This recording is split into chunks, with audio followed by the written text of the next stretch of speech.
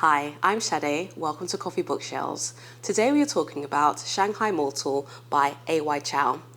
I actually met the author, Alice Chao, at Comic-Con.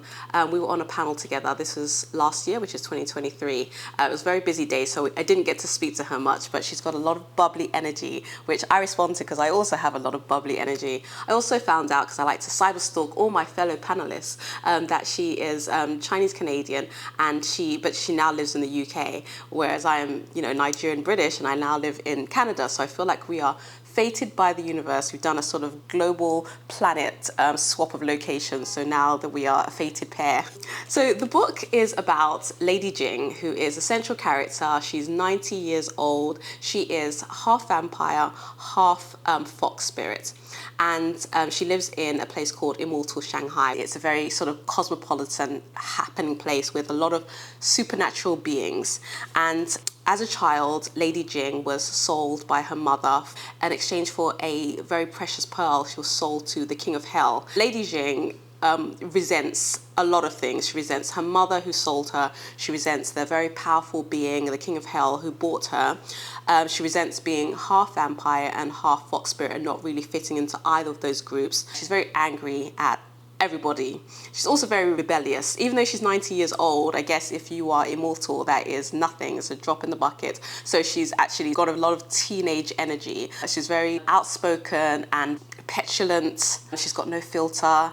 She's also aristocracy, which she also resents, which means that there's also sort of politics that happen around her where people are trying to manipulate her and use her in certain ways. And there's also expectations of how she's got to comport herself. She's very suspicious and she thinks that her grandmother, who definitely hates her, is up to something. We find out that her grandmother has done various things in the past. She's sort of untouchable, very high up in their society, and whereas the sort of loudmouth, petulant Lady Jing is the person that everybody thinks, if anybody's up to something, it's probably you, so nobody will believe her. She doesn't have a lot going on when we first meet her. She's just sort of rallying against the world. She would really like to leave Immortal Shanghai and possibly go to Mortal Shanghai. She wants to get away from the powerful being who is her mentor, caretaker, and get out of his grasp.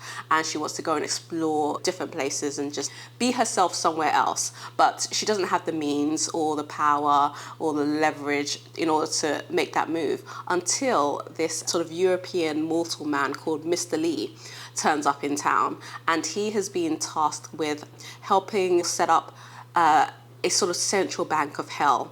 But he hasn't been given all the tools he needs to complete this task, and he's basically prey for all the supernatural beings who are in Immortal Shanghai. So he is given to Lady Jing and sort of put under her care that you've got to take care of this guy and make sure he stays alive and help him to complete his task, which of course she absolutely resents. But then she sort of figures out that, well, maybe I can use this to my advantage. Maybe this is an opportunity for me to find an escape route out of Immortal Shanghai, and also the fact that I've got access to certain places now through Mr. Lee, I can find out more about what my grandmother is up to.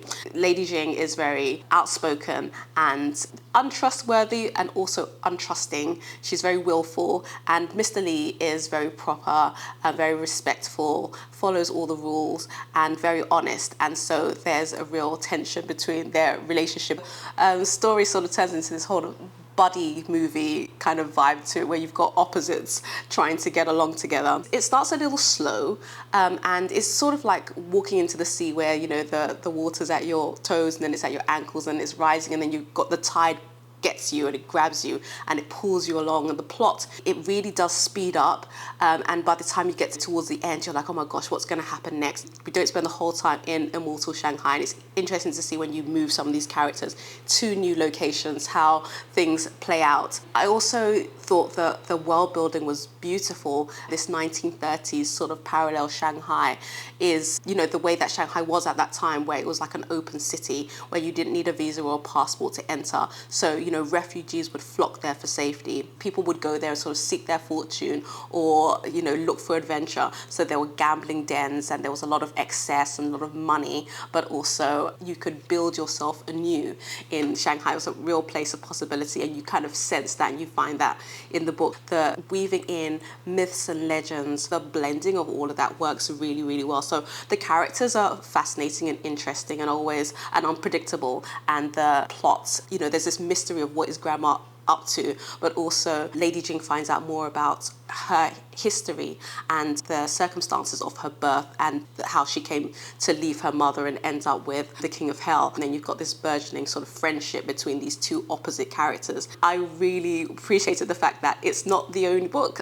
The idea is that it's going to be a trilogy. So book 2, Paris Celestial, comes out in January of 2025. So excited about that. So I would highly recommend Shanghai Immortal by A.Y. Chao.